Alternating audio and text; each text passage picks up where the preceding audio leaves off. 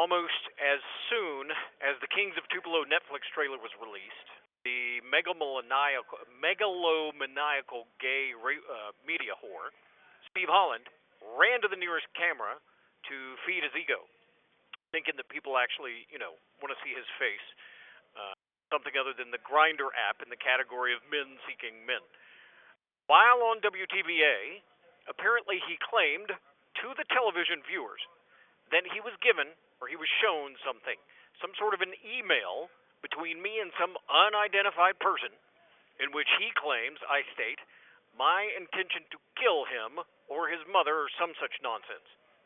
By the way, I have to say that any series that has Holland in it really shouldn't be called Kings of Tupelo. It should be called Kings of Tupelo with a Queen.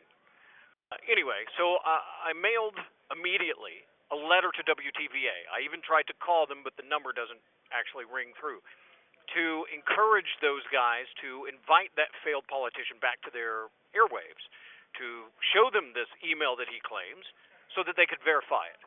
By the way, all my email accounts, they still exist, and they hold every single record. And here's why I sent that letter. Because that claim of Steve Holland is false. Yet another lie from the man whose schemes, in office, I remind you, did in fact send people to prison. And I told you so, as far back as 2006 and 2007. WTVA did not even bother to challenge Holland's phony claim. Craig Ford, what are you doing? I can only imagine that WTVA, like some of the loud minority of the Tupelo rabble, just worships at the feet of Steve Holland, so they wouldn't dare question the word of their deity. So anyway, here's my response for whatever it's worth. Queen Steve Holland is a liar.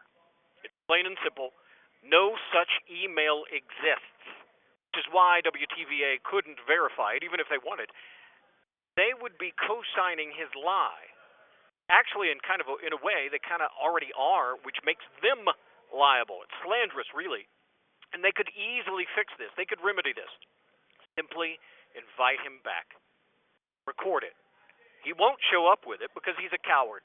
He's a coward who's desperate to assert himself wherever he can, I hope you notice.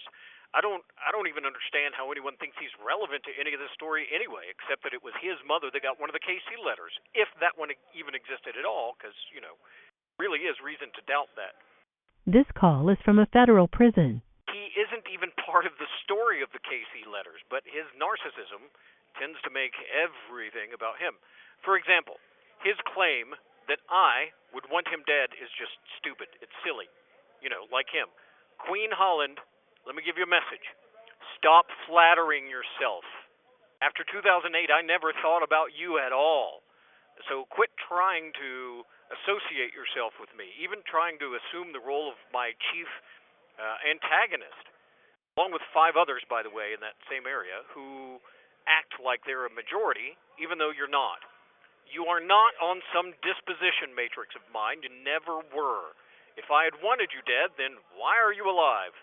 So quit associating yourself with me and with the story. Harassing me via the media proxy, you media whore, you, or anyone you know, is just, you're not important enough for me or anyone I know to care enough to kill you. You are small fish. You are simply not that important. WTVA actually has a choice. Either you can stick with some agenda and just show whatever Holland wants you to, or you can reveal the truth. For the sake of integrity, truth is its own agenda.